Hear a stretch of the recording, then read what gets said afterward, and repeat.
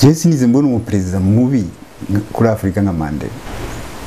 Namuhabarira ko yafunzwe imyaka 27 ashobora kuba ataragifite ubwenge. Ariko Mandela ni perezida wa Afrika gute? Ko ari perezida w'Ubwongereza. Ubaza amafaranga bagiye baha abanyafrika ni menshi cyane, ayaguze ibintu atacyo bimaze. Ibiki ntagura imbunda barayaguha, n'umuhanda bawuguha nta kibazo, kuko bakeneye nibaza bakeneye ko imodoka zibacana heza. Umuhanda bawuguha, kiriza bakikubakira, byose ibintu babona atacyo bizakumarira barabiguha. Ariko inganda ntibishoboka, kubera bazi yuko Afrika ifite inganda ntibaba bakibonye. Kandi icyo barwana nuko Afrika itabacika. Nta kazi kabo n'abashaka bazanyice nta kundi.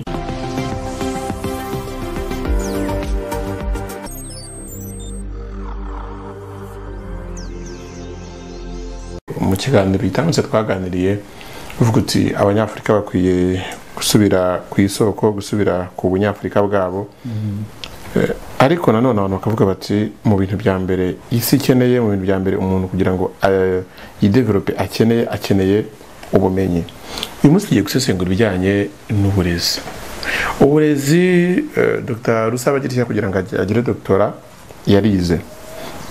Ibihugu yavukiyemo, igihugu cyangwa se ibihugu yabayemo muri Afrika, wenda ku myaka ishobora no gusanga icyo gihe yaboneye doktora ya mbere nta kaminuza yashobora kumuha iyo doktora yari ihari. Tuzabasha kwigobotora gute cyangwa se kwigaranzura gute abazungu tuzi neza yuko uburezi bwiza bugomba guturuka i Burayi, ndetse n'abategetsi dufite muri Afrika iyo yagize ikibazo cy'uburwayi akabona busa n'ubukomeye aravuga ati no kujya kwivuza hanze. Ibyo bintu tuzabyitwaramo gute? Ubu ngomba kumenya d'abord ko kugira ngo tugere aho tugera ntabwo ari ngombwa ayo madoktora. Urashobora gutera imbere si ngombwa kuba docteur. Ikindi nashaka kubwira nuko ari ubwo bumenyi, ari iyo tekinoloji, nta kintu na kimwe Afrika yabura kuko ifite ubukungu. Nayo mashuri meza ahambaye urabibaka iwawe, bariya abantu bakeneye amafaranga baraza bakwigishirize ubahembe. Sinzi ko mwibuka Robert Mugabe bari baramuje kujya muri Amerika kuko baramwanga ari umwafricaniste. Ararwara adashobora kujya kwivuza muri Amerika kandi hari abaganga bakomeye cyane, ajya Singapore. Abaganga bakomeye muri Amerika bamusanze kumuvura ko arabahemba. None se ufite ubushobozi ko ari cyo badushoboje, ko batwimiye ubushobozi kandi abuve iwacu, icyo twabura ni igiki? Ubwo iyo education uvuga twayigira neza cyane, iyo tekinoloji uvuga twayigira neza cyane no kuyigura nta kindi. None ku buryo ubona ko byaca mu zihe nzira ngo inzozi umwana cyangwa se urubyiruko rw'abanyafrika rufite uvuga ngo ngize Imana nabonye buruse ngiye kujya kwiga mu Burusiya, nagize Imana bamunyereje kwiga mu Paris.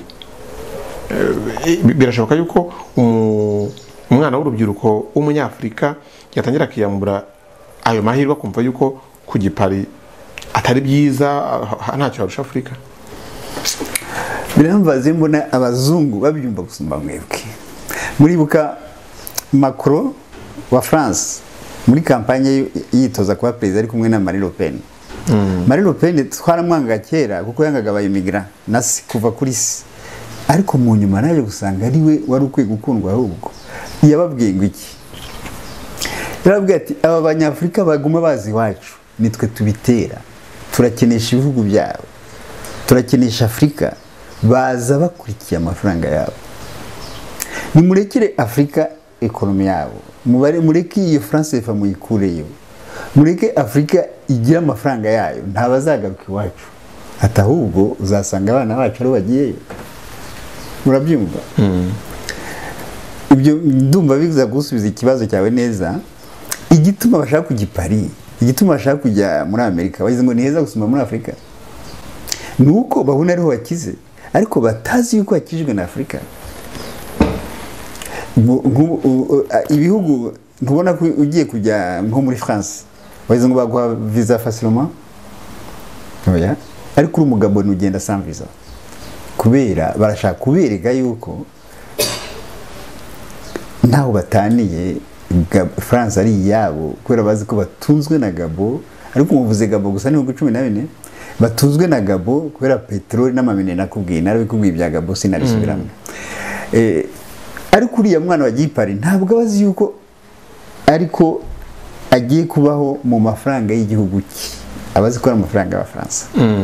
Yego, aratwara ibintu byawe akuzanire gatoya, ukoma amashyi umushimire ngo araguhaye. Ibyo byose byashira byavaho, Afurika ikaba nziza cyane, abantu bakayikunda beneyo. Ariko bya bindi mpora nkubwira bivuyeho, hari urukundo, hari ubumwe, nta kindi. nk'uko uri kubivuga kugira ngo twumve yuko umunyaburayi yaza kwiga muri Afurika, ngira ngo ikintu kigora hari ni fondation, naho tubihera, ni urufatiro tubiheraho. Sinzi niba wemera nyakwigendera Nelson Mandela nk'umu Africanist, yigeze kuvuga yuko kwica igihugu kugisenya bitagoye. Yavuze yuko bisaba gusa kwica uburezi bwacyo, education yacyo. Yakoresha amagambo avuga ngo ubashije kwica education, igihugu wabukiranyije kubera ko abarwayi bajya bapfira mu maboko y'abaganga kubera ko nta bumenyi bufatika bafite. Akagenda asobanura uburyo amazu yajya agwa ku bantu akirimo kuzamuka kubera ko abainjeniyeri bayo baba badafite bwa bumenyi. Ubwo buryo ntabwo ubona ko no mu byo abaugusita bakoresha kugira ngo bice Afurika na education ya Afurika bafite ukuntu bayica, ubibona gute wowe? Bon, uvuze Mandela ko mu Africaniste uramubeshye. Bariya imperialiste iyo ubakorera bakugiye ikigirwamana. Je sinize mbona umuperezida mubi kuri Afurika nka Mandela. Namuhabarira ko yafunzwe imyaka 27 ashobora kuba ataragifite ubwenge. Ariko Mandela ni perezida wa Afurika gute? Ko ari perezida w'Ubwongereza. Afrique du Sud reka nguhe ingero zine zicyanye zitatu gute. Kugira ngo Mandela abe perezida bamusinyishije yuko yemera bombe atomique barafite n'amacentre nucléaire 6 zikajya muri Amerika. Kugira ngo Afrika idatunga bombe atomique bavuze bandika ko bazidetruije, ariko c'est fou, bazijyanye muri Amerika. Hari ikibazo cy'ubutaka muri Afrique du Sud, 4% ubutaka bwabo 4% bufitwe na 80% by'abirabura, 96% bifitwe na 20% y'abazungu. Mandela arasinya itegeko ryahinduka. Banque nationale nk'iyi Benin barayipivatiza ibi y'Abongereza. Mandela umwita umwafricaniste uhereye. Umugore we uriya Winnie Mandela niwe wari umuzi, yavuze ati umugabo wanjye nta bwenge akigira, ati yagira ubwenge ntabwo ari kugira vice president de Klerk kwa mufunze imyaka ingana kuriya. Barabatandukanya hashize iminsi mike baramwica. Winnie Mandela arongora Grace Mandela uyu wa gatatu. Mandela kumwita umwafricaniste sinzi ahantu bihera pe. Simvuga sinamukondana cyane, yigeze kuba ari embo militant, ariko kigira ngo yononekariye muri prison. Ariko ntabwo yabaye president atakiri Mandela wa kera. Ntabwo kurwanya apartheid, ntabwo wabi apartheid ni Mandela yarwanije, yari kwishobora se. Apartheid ni yarwanijwe n'isi yose kubera byabisigaye biteye isoni. Isi yose yarwanije apartheid. Abantu barwanije apartheid n'abafricaniste ba mbere. Abo ba Zambie ba Kennedy Kaunda, abanyafrika bo muri Amerika, abo muri Africanisme yose yarwanije apartheid, bigeraho byumva biteye isoni ibintu bakoraga. None bagira isoni bo nyine barayireka. Ntabwo bari kwishura, ntabwo bari gushaka kurwanya apartheid. N'uyu munsi bashatse bariya ntibabashobora. Bari bafite imbaraga nyinshi cyane kandi bashyira hamwe, kuko na mbere Afrika du Sud ntabwo bari kuyifata. Wibuka muri histoire abazuru, Mandela ntiyari umuzuru, yari umukosa. Ngira ngo niyo cyo tuma bamwemera akaba president. Nta muzuru ari kwemera biriya kuko hariho barenshemo harimo pepure mu gihugu yumva ko ariyo nyine igihugu gusumba abandi, nko muri Kenya ugeze abakikuyumva ko bakenya gusumba abandi. Abazuru barwanye mu 1879 barwanye n'Abongereza baje kubakoloniza, batsinda batayo 6 z'Abongereza kandi badafite imbunda. Hanyuma kwa kundi bagira amakoalisiyo baragenda bazana n'abandi bazungu n'ibindi bihugu, baraza ari benshi batsinda Abazuru barabica nabi. Kandi uzi icyo gihe cyo barwaniraga yari iriya diyama abonye Transvaal na zahabu. Yego, nta kindi. None se abo bantu ni gute wabiziramo bavuga ngo Rwanda ni warwanije apartheid? Muri iriya prison iriya myaka yamazemo bashaka baramwiciyemo, baranagize amatentative birabananira, ariko ntabwo yari gutsinda apartheid, ntibyari gushoboka. Isi yose yarayirwaniye. Ubona imitekerereze ya Mandela n'umurage we kuri Afurika ari iyihe? Ntawe uhari Mandela kuri Afurika nta kintu avuze na gitoya. Ubu ngubu Abazuru bahari harimo witwa Malema, Julius Malema, harimo abafrikaniste muri Afrique du Sud. Nizeye undi muntu wari muzima yari Robert Mugabe. Ndabizi iyo muvuze muraraka kubera bari aba imperialiste babakolonije, babaha ibintu bitari byo akaba ibyo mugenderaho. Bakubwiye ngo Mugabe yirukanye abazungu, siko babwiye mwese? Yego. Muri Zimbabwe hari abazungu 40,000 bafite 70% by'ubutaka.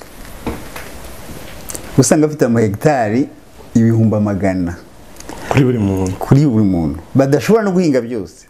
Robert Mugabe arababwira ati aho mudakoresha ni mureke abaturage bahakoresha. Arabyanga, arabivuga nk'ibyumweru 2. Noneho nyuma abonye barabyanze avuga ati nimutabikora gutyo bazahiha. Apfuye kuvuga ngo bazahiha bucya bahiha koko. Nta numwe yirukanye ko bari Bazimbabwe, bari abazungu bari muri Zimbabwe n'abafite ubwene igihugu bwa Zimbabwe. Ntawe yirukanye n'umwe. Hanyuma bamwe bagira umujinya baragenda, abandi baraguma n'ubu barahari. Noneho aba Oxida ivuga nabi Mugabe ngo yirukanye abazungu. Nta muzungu yirukanye n'umwe, kuko n'Abazimbabwe bariya ntabwo bafite ubwene igihugu. Ariko ukunda abaturage umuafrikaniste nka Mugabe, ariko hareba ubukungu bw'igihugu ko bwasubiye inyuma mu gihe cy'imiyoborere ye. Kabwa se buriya yabayigiriye neza abaturage cyangwa ahubwo ibintu byarazambye kurutaho? None se ikibazo kiri aho kugira ngo mbona ibyo ndya ari wo bimpa wabikuye iwanjye, wagenda ngasonza iminsi mike y'ibindi byagara. Uyu munsi muri Zimbabwe ntabwo bashonje nk'uko bari bashonje. Ariko se nicyo cyica Abanyafurika. Muravuga ati abazungu bahagaritse inkunga zabo tukabaho gute? Ahubwo icyazana kazagarika mu karere mwabaho neza cyane. Ubu Zimbabwe ibaza ko ikennye cyane gusumbya ibihugu byinshi uzi muri Afurika. Nta nubwo ikennye gusumba South Sudan ifite peteroli. Zimbabwe ni igihugu gifite amapotentialite kizanakira cyane. Ariko ikibazo kizarimo umurage wa Mugabe. Yego, kuko yashoboye kubakuraho bari abazungu. Zimbabwe nicyo gihugu gifite platine muri Afurika cya mbere. Platine ntushobora kugendera mu modoka, ntushobora kujya mu navette spatiale, ntushobora kugenda mu ndege udafite platine.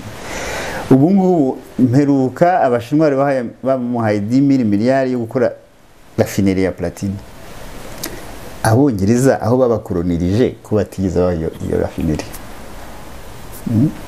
Kubera iriya platine bari bayikeneye kwitwara. Mwese baze ngo bari bayitwaye pour les habitants de Zimbabwe. Baze ngo bari bayitwaye kugira ngo bakize Abazimbabwe. Ese ko muvuga ngo ubukungu bwasubiye hasi bundi Abongereza bakihari atari Korea bigumuye bakagenda ko batanagiye bose n'ubu bahari. Zimbabwe yari kize iki gusumba, yari kize iki ikoresha ubukungu ifite naturel. Kuko Zimbabwe ni igihugu gishobora gukira kizaza kizasumba na Zambia. gifite amapotentialite menshi cyane. Ariko nkurikije uburyo uvuga ibintu byinshi byakozwe n'Abashinwa muri Afurika, ukavuga bijyanye n'ibyo bakora kugeza n'uyu munsi, yabaye amayobasiyo bakoze cyangwa se ibyo bakora mu bufatanye na Afurika, bishoboka kuba wemera cyangwa se ushyigikiye imikorere y'igihugu cy'Ubushinwa ku mugabane wa Afurika, kuko haravuga bati Ubushinwa bwahinduye strategy bujya mu mwanya w'Abanyaburayi n'Abanyamerika, n'ubundi nabo bakora nk'ibyo bakoraga, inkunga zabo, kuguriza umugabane wa Afurika, ibikorwa remezo bakora muri Afurika, benshi bakanavuga bati ntibiramba, kandi ari ikintu ukunda Abashinwa.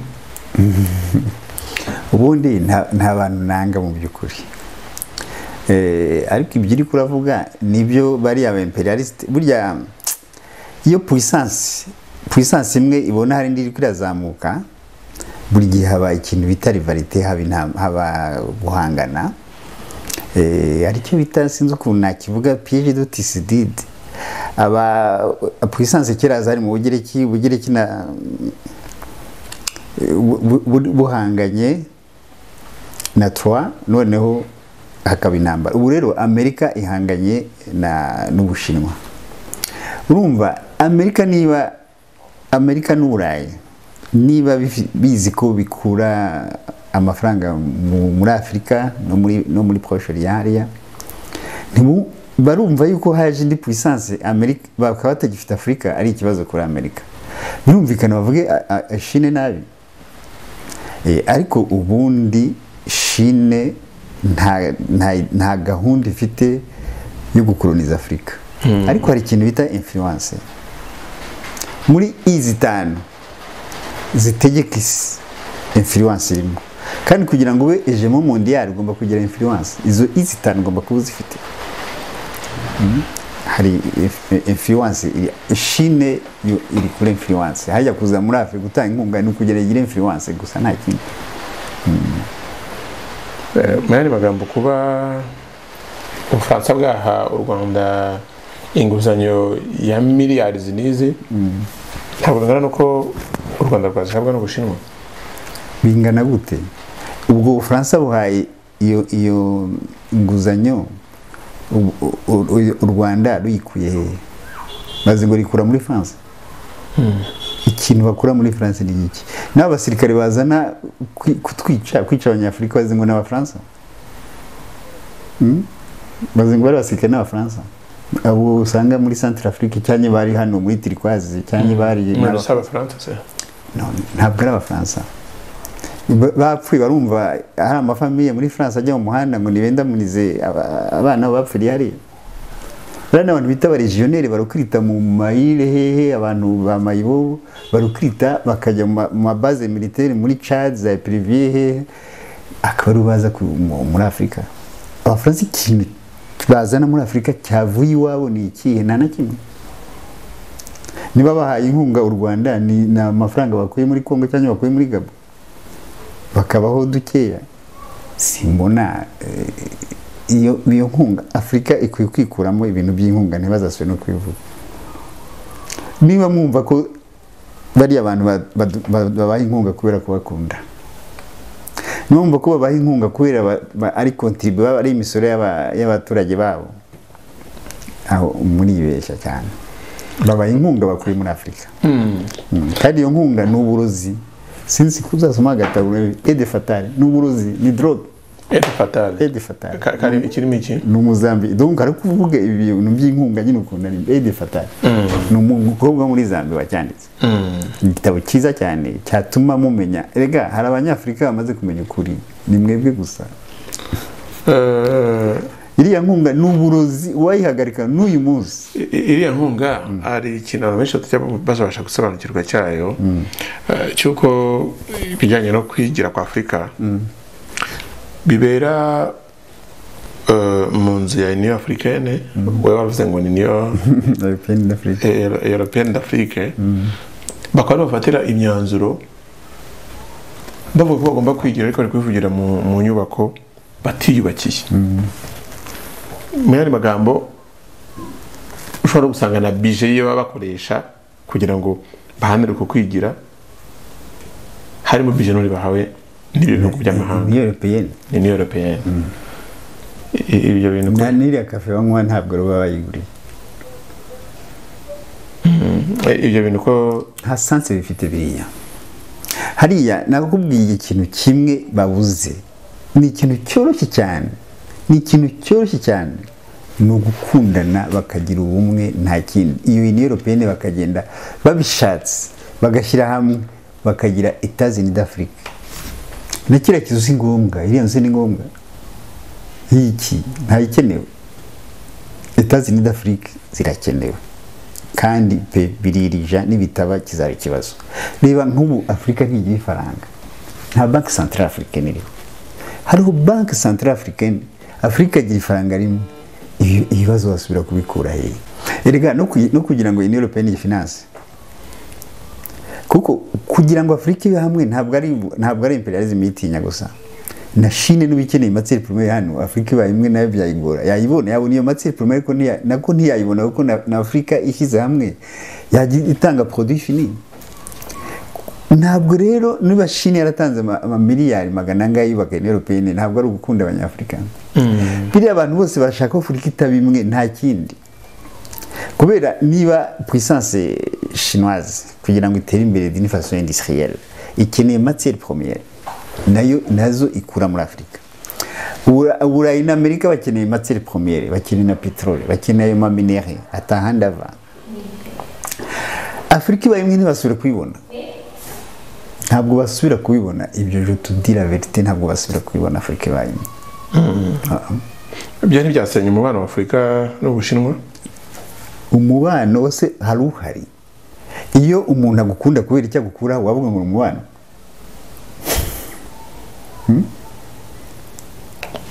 ibijyanye n'ubuhahirane ntabwo bemera ko biteza imbere ibihugu simbihakanye ubuhahirane hari icyo bita échange égal urama icyo nshaka ndaguha icyo ushaka ndakwaka icyo nshaka nanjye nguhe icyo nshaka kuguha ariko noneho Afrika ubuhahirane ifite n'ubuye barafata matière première siko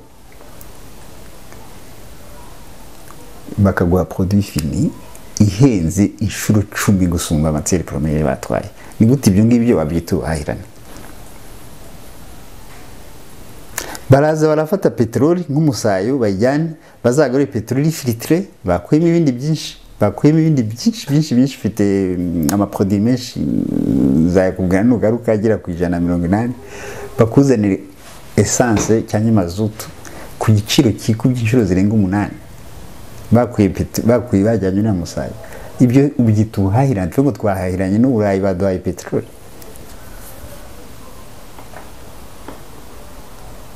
ikiro kikaba hano mu Rwanda kigura ngahe kikaba ibitunge sa amafaranga 190 Bruxelles nyo itasi ya kafe amagrami 10 na amayera 3 mbere karabiri n'igice cyanya 3 amagrami 10 ubwo abyita ubuhahirane gute babyaza umusaruro matière première zacu tukabishyurira tubishyura ntabwo twashobora kuyishyura ibyavuye iwacu kubyishyura iwabo biratugora babikuye iwacu barinda kuduha inkunga barinda kuduha ideni tuzishyura avec intérêt none se babaha ko uvuga ko babaha inkunga ubaza amafaranga bagiye baha abanyafrika ni menshi cyane ayaguze ibintu atacyo bimaze ibiki ntagura imbunda barayaguha sibyo bashatse ari amafaranga bagiye bahaye barayubakagamo nk'inganda uyu munsi Afrika ibiri industrialize ariko ntibabishaka n'umuhanda bawuguha nta kibazo kuko bakeneye nibaza bakeneye ko imodoka zocana heza umuhanda bawuguha kiza bakikubakira cyose ibintu babona atacyo bizakumarira barabiguha urumva ariko inganda ntibishoboka kubera bazi yuko Afrika ifite inganda ntibaba bakibonye kandi icyo barwana uko Afrika itabacika nta kintu ibintu tuba tuganira nabonye mu bitekerezo by'abantu hari bavuga bati iyo bagenda kubisobanurira abayobozi ba Afrika reka tuvuge ko abakurikira atari abayobozi ba Afurika ari abantu b'abaturage. Umuturage ibintu uvuga byo kugira bwa bumwe bwa Afurika nk'umuturage yabigiramo uruhare yabikoraho iki? Biranezereye cyane yuko iyo abankurikiraga ari benshi, ari abumvaga ibyo tuvuga ari benshi, cyane cyane b'abajene, kubera abayobozi ba Afurika kwizera byangora kuko baba bashyizweho n'abazungu, ariko ntabwo bazahoraho. Nta muntu ubaho imyaka 200. Nibamara kubona abantu bose bamaze kubyumva, hazageraho hajyaho abayobozi babyumva, nka kuriya Sankara yagiyeho, nka kuriya Barumba bagiye, kuko sinzi ko mubyibuka bamaze kwica kuva muri bamaze kwica mpereye muri 63 takizemo ba Rwagasore na Barumba bamaze kwica abaperezida 23.